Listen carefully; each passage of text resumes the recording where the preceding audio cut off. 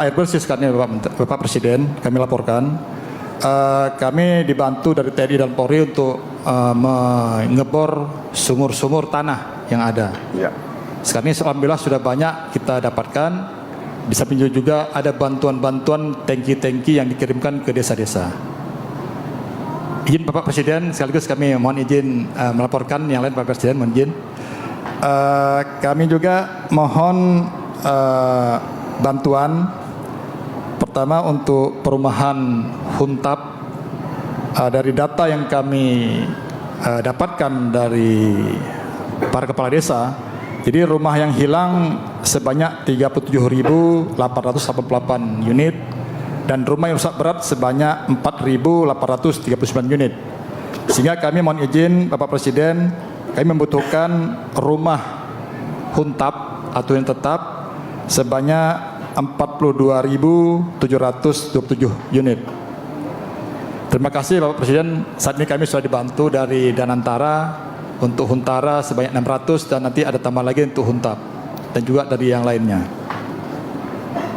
Yang kedua Bapak Presiden mohon izin, jika diperkenankan kami juga bermohon bantuan pangan Pak Presiden untuk kelangsungan hidup masyarakat Aceh Tamiang. Kami mempunyai jumlah penduduk 313.245 jiwa. Kami sudah menghitung juga dengan Bappenas kebutuhan akan beras, telur, minyak goreng dan gula selama 6 bulan ke depan Pak Presiden. Jadi kami nanti akan membuat surat resmi nanti kepada menteri terkait untuk bisa kami dipenuhi untuk 6 bulan ke depan, karena yang kami lihat kondisi perekonomian di kami ini masih sangat terasa, sehingga untuk masyarakat kami pasti akan memiliki kesulitan, terutama menjelang bulan Ramadan dan Hari Raya Idul Fitri. Yang ketiga Bapak Presiden, kami juga bermohon ada bantuan berupa jatah hidup atau BLT kepada 111.520 KK. Kalau diperkenankan masing-masing bisa dapat 1 juta selama setahun Pak Presiden. Jadi ini bisa juga meringankan beban kami. Kemudian Pak Presiden, terima kasih untuk 3 hal tersebut kami mohon bantuan. Terima kasih Pak Presiden, terima kasih. Wassalamualaikum warahmatullahi wabarakatuh. Baik, terima kasih. Nanti kita perhitungkan dan kita integrasikan dengan data yang lain semua, ya, supaya tepat sasaran dan tepat guna. Kembali lagi mengenai air bersih, di mana titik-titik air ataupun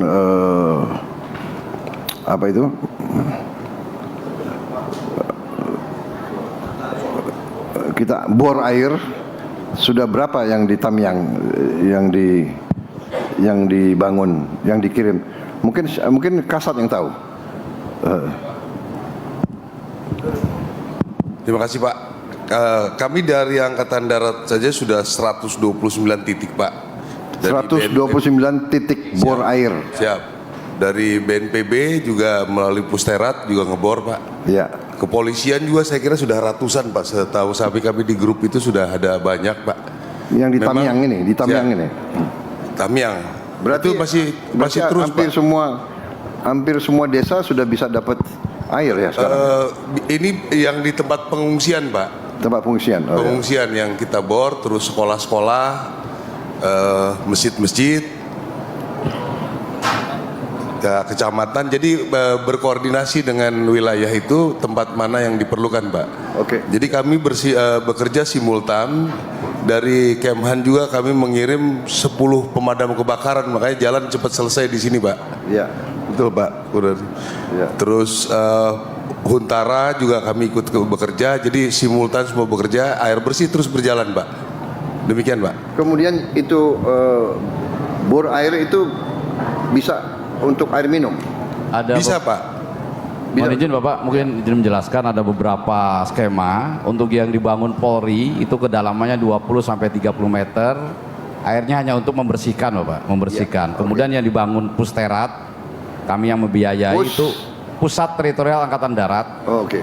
Angkatan Darat ya? Angkatan Darat itu kedalamannya 100 sampai 200 meter Bapak, itu yang untuk minum. Oke. Jadi semuanya sudah dilaksanakan, memang masih cukup, masih kurang Bapak, ini dilaksanakan terus.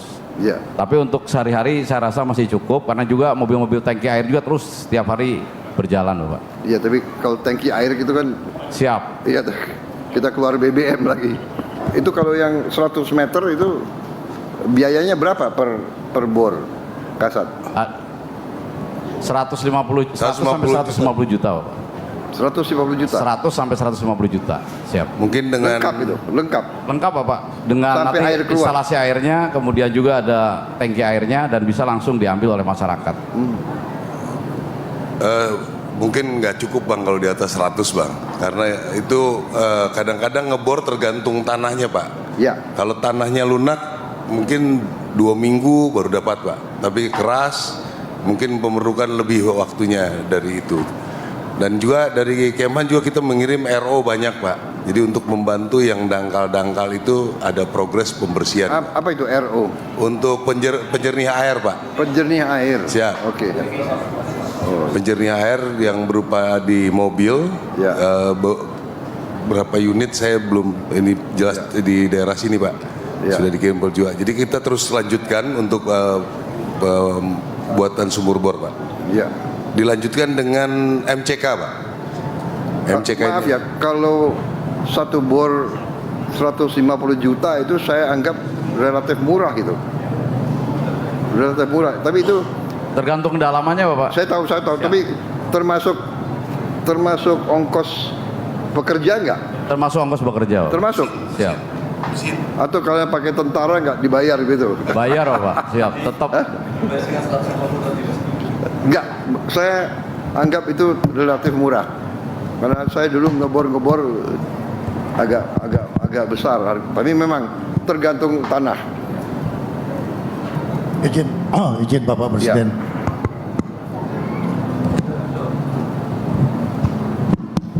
Setelah saya koordinasi dengan Wakil Panglima dan Kasat, hari ini sudah kita bentuk Satgas Kuala.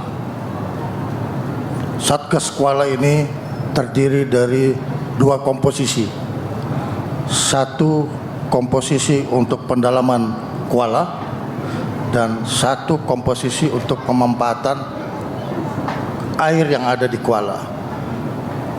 Di 2 komposisi kapal ini akan kita naikkan water treatment system, sehingga air yang ada di kuala kita ambil, kita olah sehingga menjadi air jernih.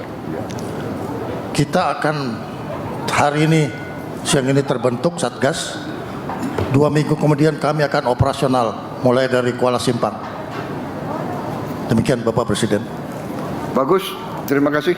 Koordinasi sama gubernur ya, daerah masing-masing semua. Ada lain-lain yang mau dilaporkan saya, yang perlu tindakan? Kalau begitu terima kasih ya, dirut juga